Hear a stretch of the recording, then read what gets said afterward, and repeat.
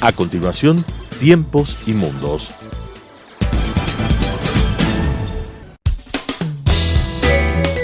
Clasificación A. Apto para todo público.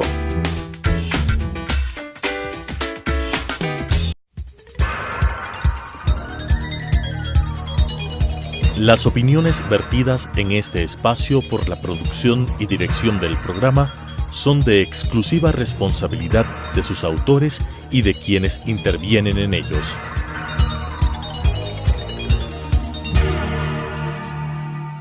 Telesucesos Canal 29 UHF presenta Tiempos y Mundos, un análisis de los acontecimientos y las tendencias que en nuestro común planeta se producen día a día, con la conducción de Alan Cathay. Tiempos y Mundos. Tiempo de violencia. Allá por 1968, se producen en varios lugares del mundo una serie de erupciones de violencia a cargo de grupos estudiantiles radicalizados contra lo que se denominaba el establishment, el statu quo, que era percibido como excluyente y cerrado, amén de injusto. A estos grupos se unieron sectores sindicales en el caso francés y se produjo la que sería denominada Revolución de Mayo del 68. En los Estados Unidos se dieron acciones de resistencia a la guerra de Vietnam, también a cargo de grupos estudiantiles que además protestaban contra la discriminación. En Praga, la protesta se da por el abrupto final de la primavera de Praga, el intento de Alexander Dubček para crear o dar un rostro humano al socialismo. Las humanidades nunca fueron el fuerte de la Unión Soviética, que resolvió con los tanques las veleidades checas. 61 años más tarde, asistimos nuevamente a un escenario de violencia extendida en varios países del mundo por motivaciones diversas, pero vía metodologías similares. Parecería ser que las capacidades actuales de comunicación global tienen muchos usos, entre ellos el de homogeneizar a las masas para movilizarlas.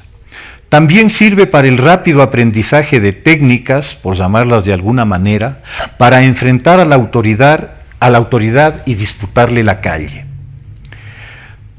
Flotan sobre estos hechos los fantasmas de Gustave Le Bon y de Georges Sorel, pensadores franceses del siglo XIX, que influirán poderosamente en los métodos de acción política, tanto del fascismo como del comunismo, los dos rostros de la misma moneda, la dictadura, la opresión y el terror. La toma de la calle se convierte, junto a la destrucción de edificios y negocios, en una apropiación simbólica del espacio y en un reto a sus opositores, tanto fascistas como comunistas, crean ejércitos privados a los que integran a los más violentos y brutales de sus simpatizantes y los preparan para la lucha callejera. En ambos casos, el objetivo final es el mismo: la liquidación de la democracia, vista como una suma de debilidades, y su reemplazo por la dictadura del Estado y la supresión de libertades y derechos. En América Latina, el fascismo ideológico saca carta de naturalización muy pronto, con el general Perón en Argentina, admirador ferviente de Mussolini y de Hitler, protector de nazis refugiados y a su vez refugiado y protegido a su caída en la España del generalísimo. Igualmente lo hace el comunismo, en Cuba primero, hace 60 años, en Venezuela hace 20. Son modelos longevos, no están para tonterías como la alternabilidad democrática, vienen para quedarse.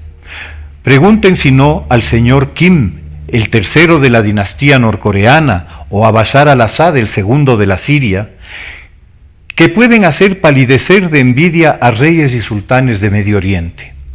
De manera insidiosa y casi inevitablemente, el ejercicio de la violencia ingresa en una espiral que, de no ser detenida a tiempo, da lugar a la destrucción del tejido social, de las instituciones y con esta, de las bases de convivencia democrática en torno al respeto a la ley, a los inalienables derechos de las personas. Es deber de la sociedad democrática el defenderse de aquellos que pretenden, aprovechando las herramientas de la democracia, utilizarlas para destruirla. Es pecar de ingenuos asumir que en el evento de que estos grupos asuman el poder, respetarán los principios de convivencia en libertad y respeto a los derechos. Nunca lo han hecho y nunca lo harán, pues son contrarios a su naturaleza ideológica, para la cual nada es más peligroso que la libertad y la individualidad. Sobre estos brotes preocupantes de violencia en la región, se publicó hace unos días un muy agudo artículo en el diario El Telégrafo. Su autora, la doctora Corina Dávalos, nos acompaña hoy para tratar este actual tema. Bienvenida, Corina. Conversemos sobre estos brotes de violencia y de hasta salvajismo que hemos presenciado en estos días. Muchas gracias, Alan, por la invitación. Saludos a todos los que nos escuchan.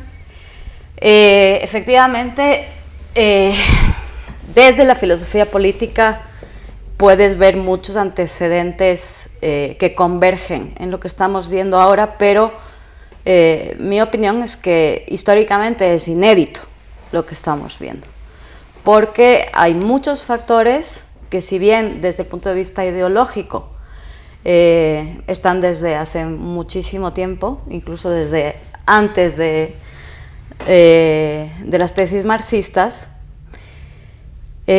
los factores tecnológicos, la globalización, el fenómeno del narcotráfico, son fenómenos que introducen factores completamente diferentes al momento histórico en que esas ideas empiezan a plasmarse.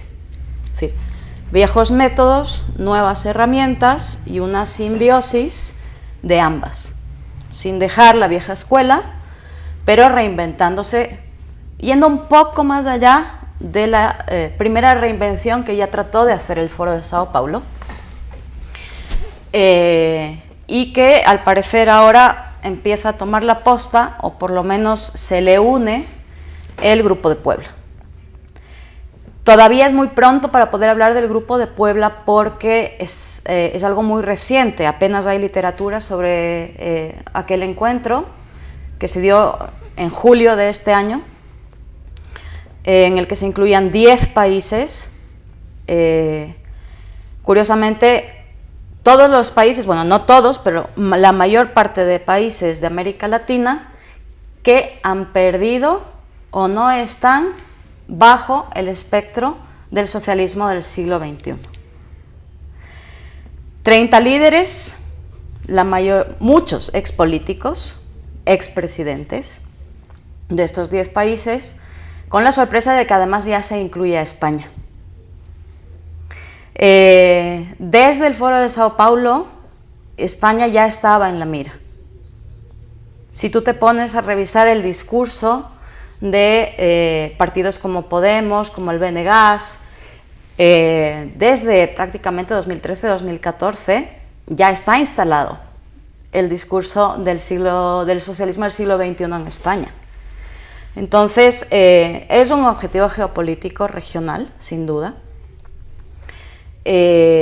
Todavía no podemos aventurar exactamente cuáles son los métodos que añadirá al Foro de Sao Paulo el Grupo de Puebla. Podemos empezar a ver cuáles son los síntomas.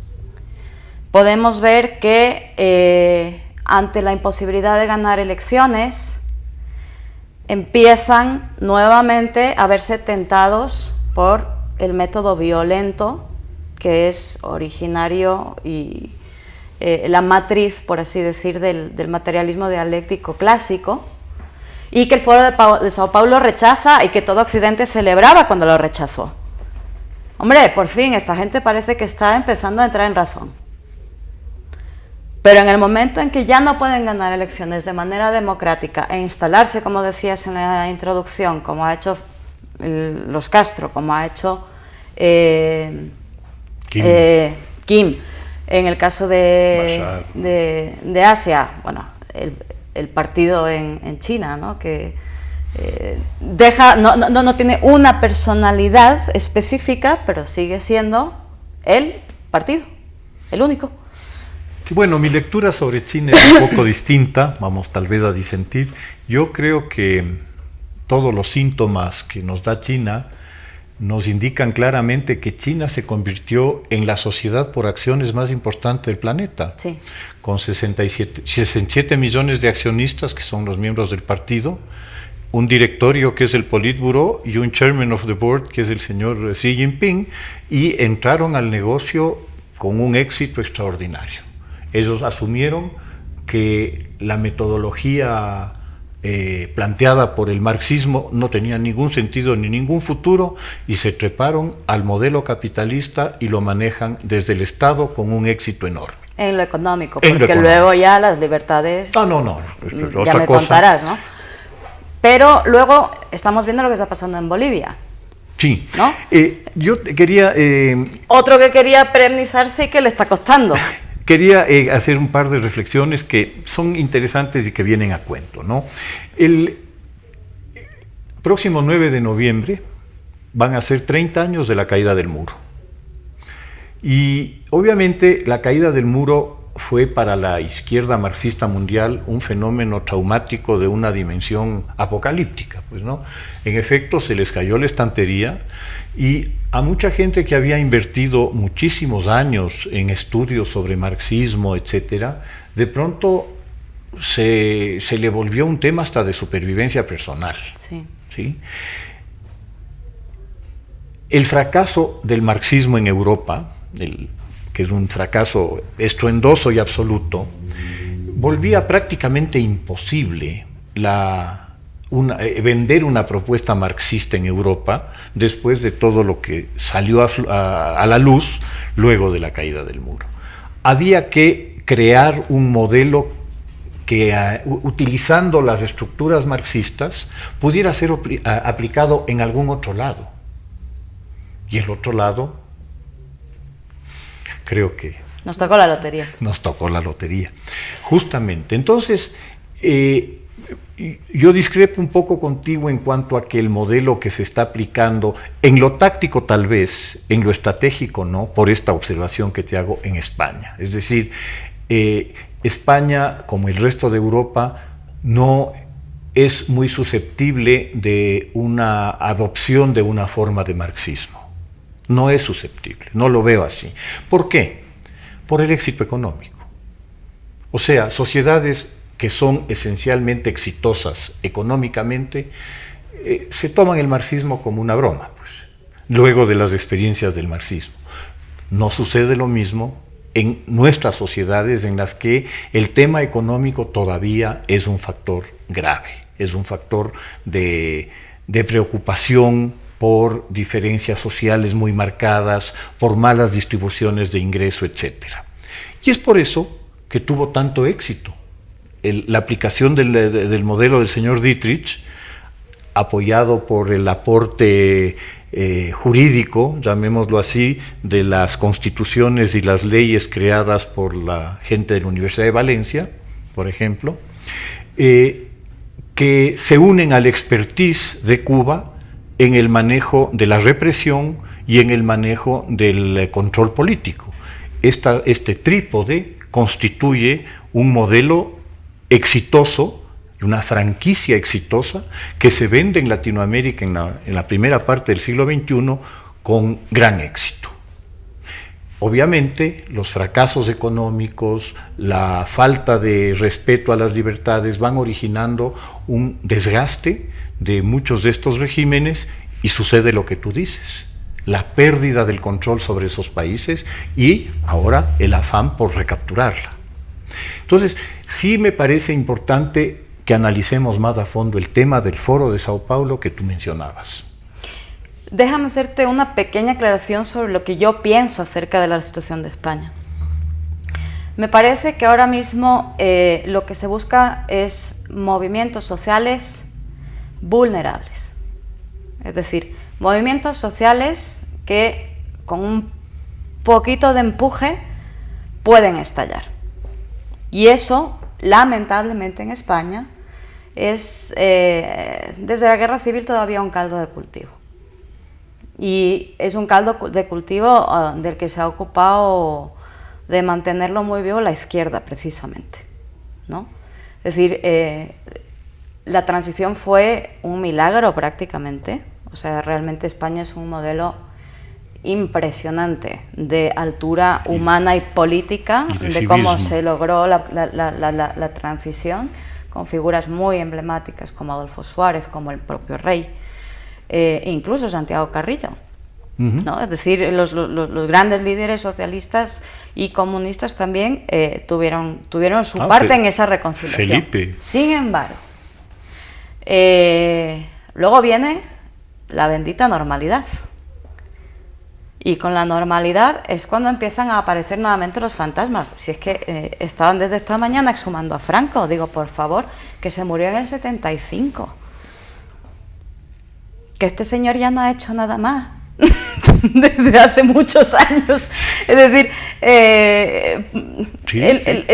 la única efigie que puede recordarnos a Franco en España todavía es el señor Fraga, que, bueno, sigue siendo un buque insignia del Partido Popular en Galicia, pero por favor, o sea, no seamos anacrónicos. Y que ya debe tener algunos años. Debe tener muchos, y tiene muchos años, pero sigue muy activo.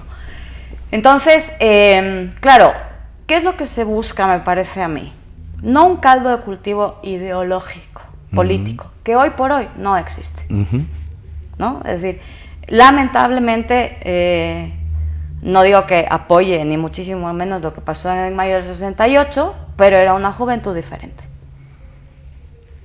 que cogió, se levantó y dijo, pues mira, a mí esto no me gusta y lo quiero cambiar y además voy a por ello. ¿Se habrán equivocado o habrán acertado en sus ideales? No son los míos, pero los tenían.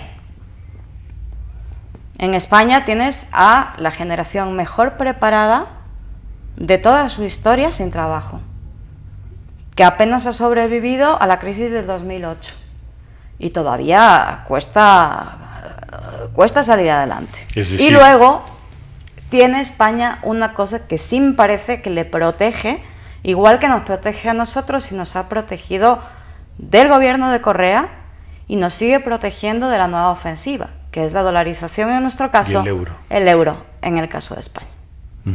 Cuando los gobiernos de izquierda no pueden imprimir, están fritos. Así es. Bien, esta explosión de violencia latinoamericana tiene características distintas, sí, pero muchísimas similitudes.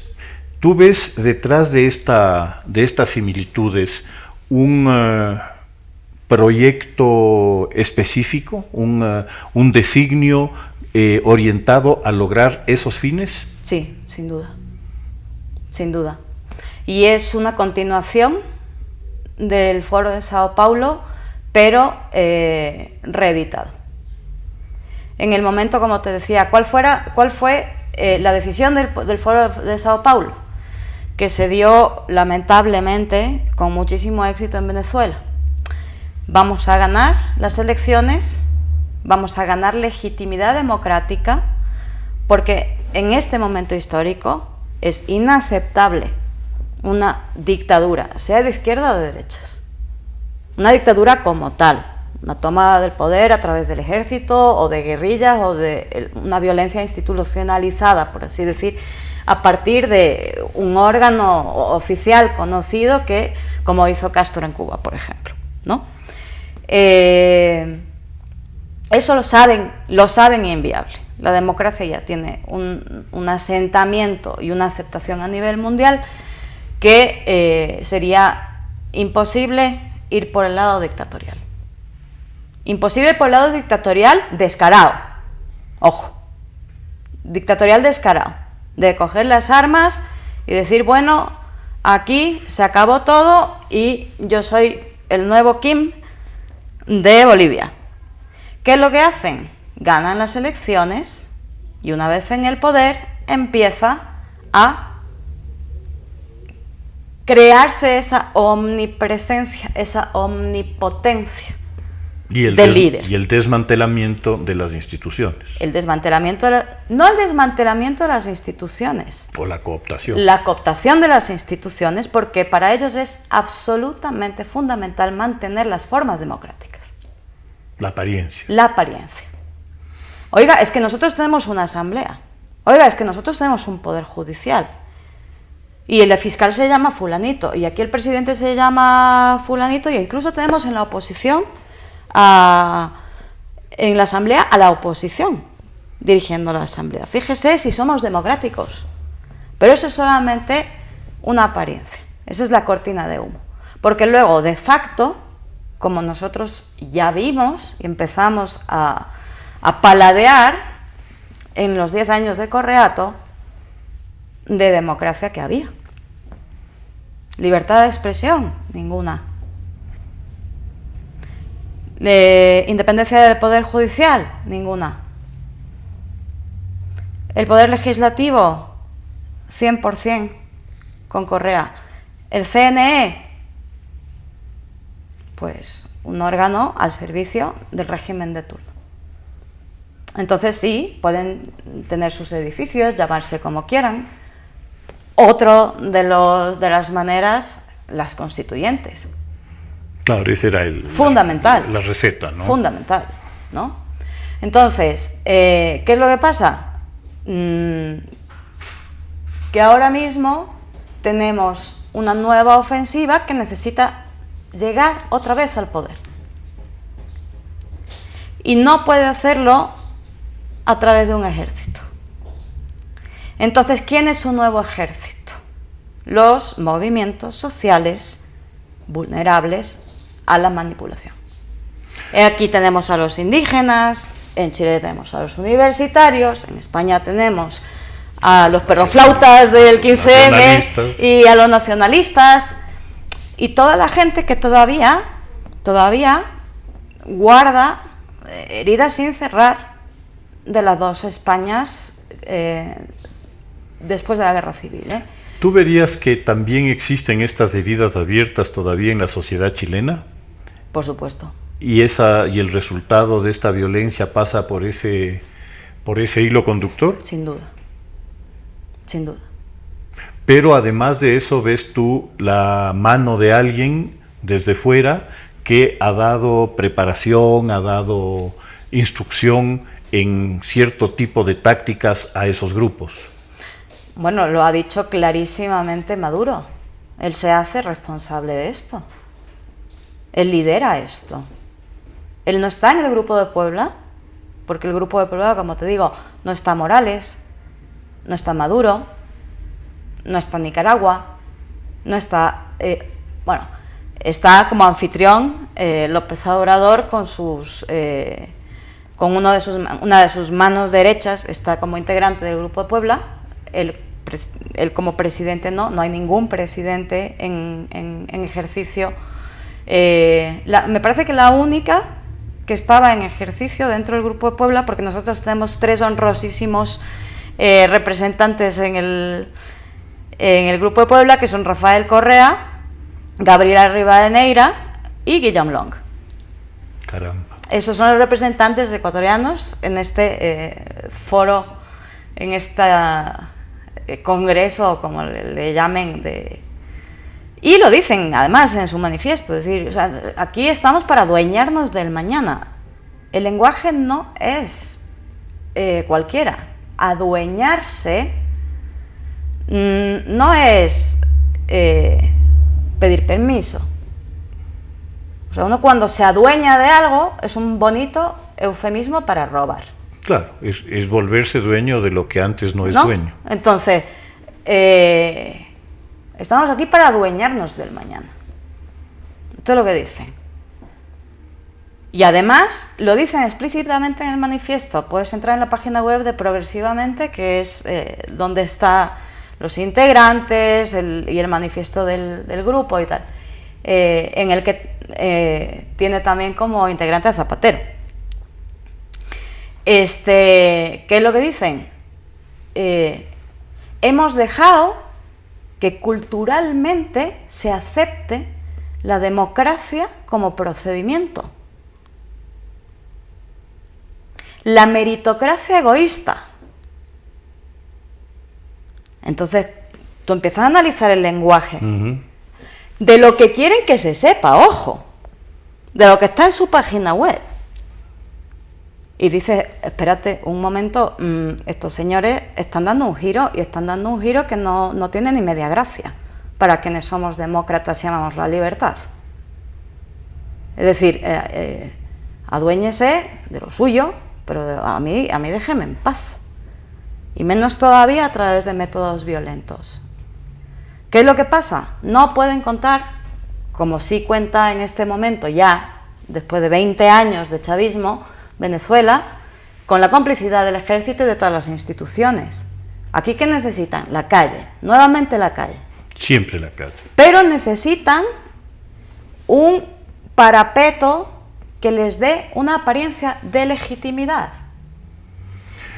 Las mujeres, los grupos feministas, el indigenismo, los sindicatos, los trabajadores, los independentistas, es decir, movimientos sociales, sociedad civil, organizada. ¿Organizada por quién? Con tiempito, por ellos.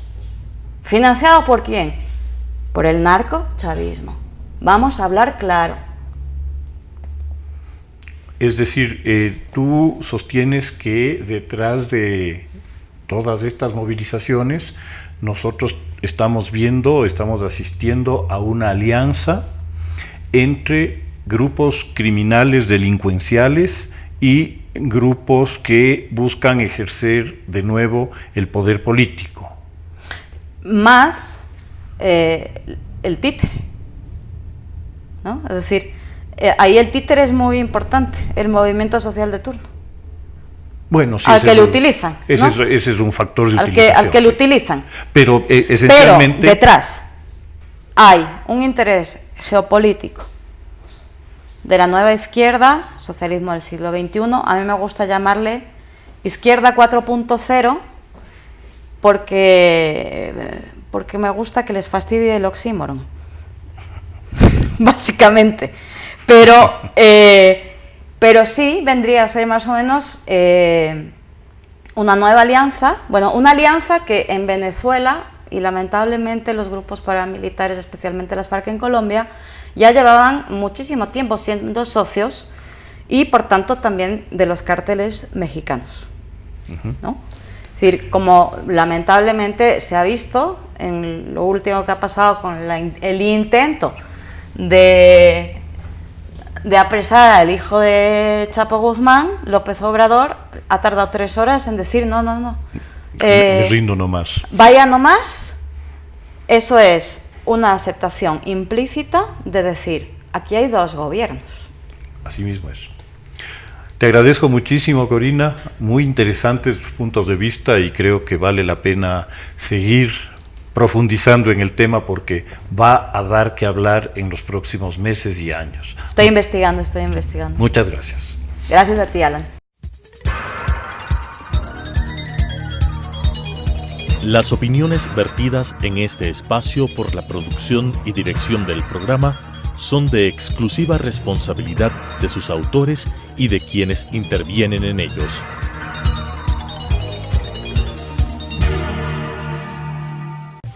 Telesucesos Canal 29 UHF presentó Tiempos y Mundos, un análisis de los acontecimientos y las tendencias que en nuestro común planeta se producen día a día, con la conducción de Alan Cathay. Tiempos y Mundos.